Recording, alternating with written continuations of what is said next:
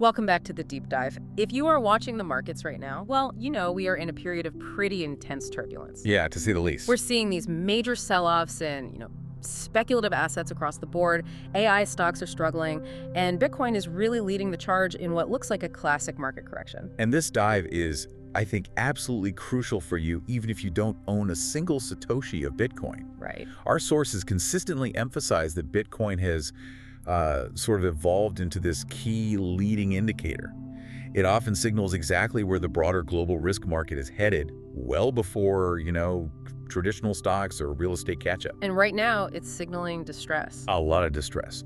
And it's doing that despite what should be overwhelmingly positive news. Things like regulatory clarity, institutional investments from players like Harvard, and even accelerating corporate treasury adoption. It's a real puzzle. Okay, so let's unpack this apparent contradiction. Our mission today is to cut through all that noise and really deliver the essential insights from our sources. We've identified four extremely compelling theories that explain why this sell-off is happening right now. And we can group them. I mean, as you know, the financial world generally explains all market movement through two fundamental forces. The technical force and the macro force. Exactly. The technical, looking at charts, lines, patterns, and then the macro geopolitics, central banks, global liquidity flows. We're going to analyze the current turmoil through both of those lenses, but we're also adding two pretty unique theories. Yeah, one is about internal community politics, which is fascinating, and the other is about a massive sort of structural transfer of wealth. That sounds like a fascinating cocktail of explanations. Let's jump right into the charts and what you call the self-fulfilling prophecy of the technical force. Let's do it. So for anyone unfamiliar with the trading floor, technical analysis can look like, just drawing squiggles on a chart. But there is a logic to it. It views the market not just as economics, but as this giant social system where specific patterns trigger specific, predictable human reactions. And what stands out in the source material is the sheer, almost unbelievable consistency of the long-term cycles in Bitcoin. What are we talking about here? If you look at the last few major cycles, let's call them cycles 3 and 4, the time it takes for Bitcoin to move from a market bottom to a market top has been roughly 1,050 days. Wow. It's a staggering, 3-year-long cadence. It just repeats. And if that wasn't enough, the pattern holds true on the way down too, right? Correct. The move from the all-time high, or the AT, down to the all-time low, the ATL, has consistently taken approximately 364 days, a year. So if we apply that? Well, if we apply that historical pattern to the current cycle, which hit its AT on October 6th of this year, the prediction from many of these chartists is that the ultimate ATL, the generational bottom, could land around October 5th, 2026. Regardless of whether you believe in technical analysis, you have to acknowledge that level of historical repeatability. It's something. Something, yeah. But the immediate trigger for this current sell-off wasn't that 364-day countdown. It was a much shorter, more definitive signal, right? The 50-week moving average. The 50 WMA. That's where the cascade really started. Okay, so break that down. It's exactly what it sounds like. The average closing price of Bitcoin over the last 50 weeks. And the rule for chart followers is straightforward, and historically it has worked. In a definitive bull market, the price stays above this line. So when the price breaks below it, it's not just a wobble, it's a real red alert. It signals, for them, definitively, the end of the bull cycle and the start of the bear market. And the sources note that the critical price point for this cycle's 50 WMA was around $13,000. And we broke below that. We broke below it, and importantly, stayed below it for several consecutive weeks. That satisfied the criteria for a definitive technical signal, and that action alone caused a huge cascade of systematic selling. From funds and traders who are just running automated programs. Exactly. The machines just started selling based on that one rule. Okay, that perfectly explains the technical catalyst. But if this is just a chart prophecy, how do we explain the macro anxiety that seems to be gripping everything, not just Bitcoin? Right. I think we need to pivot now to the second, much heavier force at play. Yeah, the macro theory argues that the chart lines are, they're merely symptoms. The real cause is these invisible global forces, a massive structural change in global liquidity. Global liquidity, so the amount of cash just sloshing around the system. That's it. And there are two seismic shifts happening right now. We have to start with Japan. And the great unwinding of something called the carry trade. For decades, Japan has been the world's largest source of easy, cheap money. because of its zero and sometimes even negative interest rates. So it was basically free to borrow. Practically free. And this created the Japan carry trade.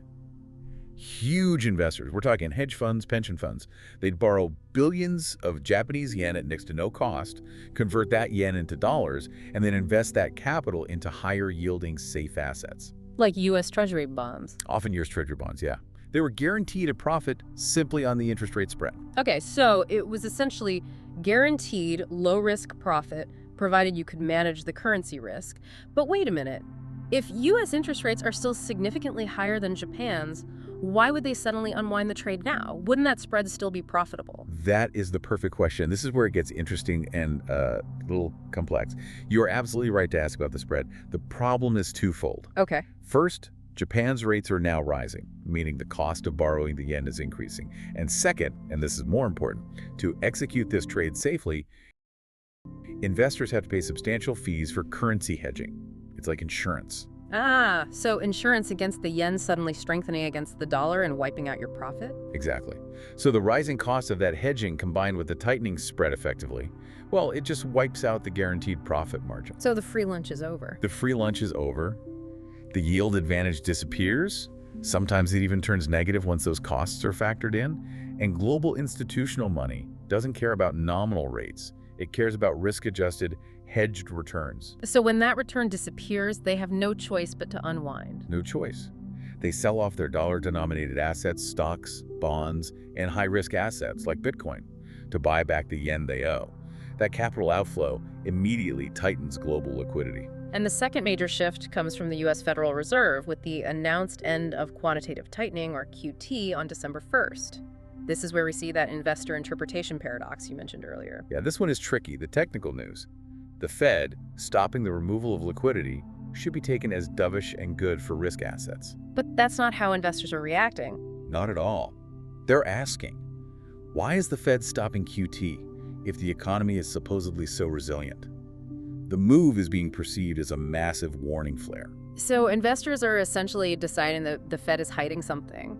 They don't believe the official reason about getting ahead of a mild recession. Precisely. The dominant investor interpretation is that the Fed sees definitive signs that something somewhere in the financial system is fragile, if not already breaking.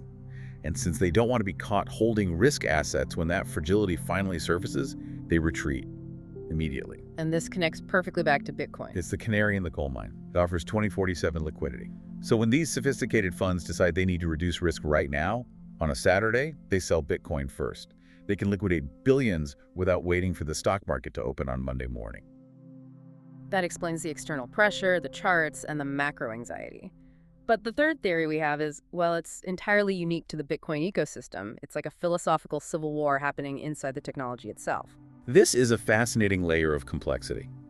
The core question being fought over is just existential. What is Bitcoin supposed to be? Is it only digital cash? Purely decentralized money, like the original holders, the OGs, believe? Or is it something more? Or is it also a robust, immutable data transfer protocol capable of carrying much more than just value? And this whole struggle hinges on a highly controversial update to the core code. Our sources highlight that this update, which was implemented years ago, removed an old data restriction called OP-return. And we have to be impartial here. The source claims the development team behind this change was linked to some controversial funding back in 2015, which immediately raised red flags for the purists. Right. But regardless of the funding story, the technical consequence is what really matters now. Removing OP-return dramatically increased the size of the data that can be attached to any Bitcoin transaction. So instead of just transferring the record of value, I sent you one coin, the network can now transfer large files. High-resolution pictures, videos, and inevitably NFTs and memes. NFTs and memes. And this capability introduces two massive threats, as perceived by longtime loyal holders. First, there's the ethical and legal risk. What do you mean? Well, if the blockchain is now used to permanently etch illegal content onto it, the whole network could potentially become unusable, either through a regulatory crackdown or just simple reputational damage. That's a huge ethical liability. Okay, what about the technical risk to decentralization? This is arguably the bigger concern for the network's integrity. When people start spamming the network with huge files, like putting a 10 megabyte video into a single transaction, the size of the entire blockchain just increases exponentially. Which makes it harder for regular people to run a node. Exactly. If the chain becomes too large too quickly, it becomes prohibitively expensive and difficult for everyday individuals to run their own validating nodes on, cheap hardware. And if fewer and fewer individuals can run a node, then fewer people are validating the ledger, which undermines the whole core value proposition of decentralization. That's the identity crisis. So that's the internal conflict. Right. This internal fear about the future integrity of the network, is it money or is it a giant immutable filing cabinet, is causing some of the most philosophically committed OGs to sell. They're choosing to wait until the technology figures itself out. And that adds a steady, consistent stream of selling pressure from the most loyal cohort. A very steady stream. Now, let's look at the fourth and final theory, which is credited to the analyst Jordi Visser. He argues that this entire sell-off should be reframed. Reframed how? She says this is Bitcoin's initial public offering moment, its IPO moment. The IPO moment. For an asset that has been trading for over a decade, that's a powerful metaphor. How does that translate into price movement? It means that the handful of extremely early investors, the whales who are now paper billionaires from holding Bitcoins in single-digit dollar days, are finally able to cash out. They can finally realize those massive profits without destroying the market in the process. That's it. Because before, if even one of those early wallets tried to sell, say, $1 billion worth of Bitcoin, the sudden supply would have instantly tanked the price. They would never have gotten the full value. So they were trapped by their own success. They had all this paper wealth, but they lacked the liquidity to realize it at scale. That pre-liquidity barrier has now been shattered.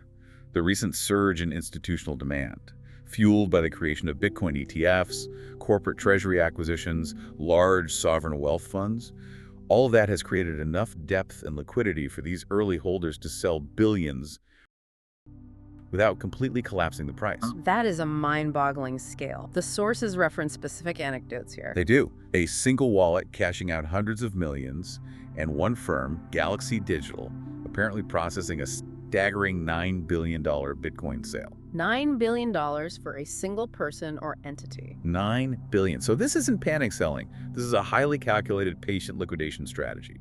What we are observing is a slow structural transfer of wealth from the few early investors to now the masses, the institutions, and the ETFs. And this process can't be rushed. Can't be rushed. They absolutely have to be methodical. They need to sell into sustained demand.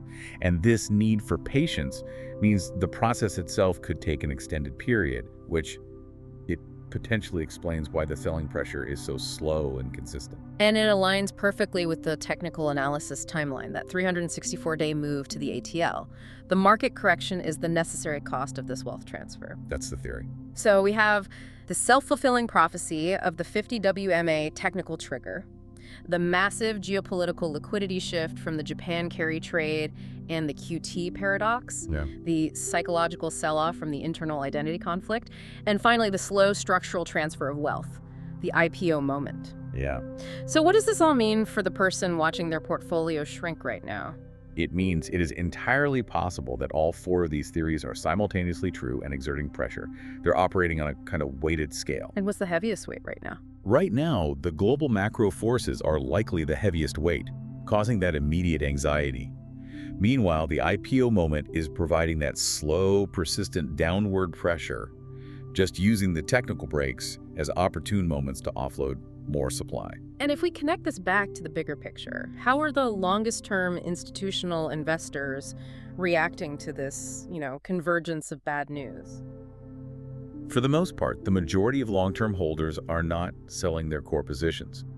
They are viewing this as a necessary, albeit very painful, structural correction. They're holding strong. They believe that the fundamental, powerful financial incentives of Bitcoin, its scarcity, its global reach, will eventually realign and fix any of these internal or external issues. Many are choosing instead to just dollar-cost average into the market. Just buying small, consistent amounts. Viewing this volatility as a sustained buying opportunity. That is a powerful lesson in synthesizing diverse information rather than just succumbing to a single panic signal. Yeah. We started this dive talking about self-fulfilling prophecies in the technical charts. If everyone knows the 50 WMA is the signal to sell, they sell, and the prophecy comes true. And this raises a really important final question for you to consider, long after we finish this deep dive. If these market patterns, the 1,050-day cycle, the 50 WMA rule, even the predictable unwinding of macro trades, if they become universally known, widely broadcast, and followed by everyone, will they still retain their predictive truth and power? In other words, if everyone knows the prophecy, can human behavior truly prevent it from coming true? Or is the knowledge itself the mechanism that enforces the inevitable outcome? Something to think about. A deeply provocative thought for anyone navigating market uncertainty.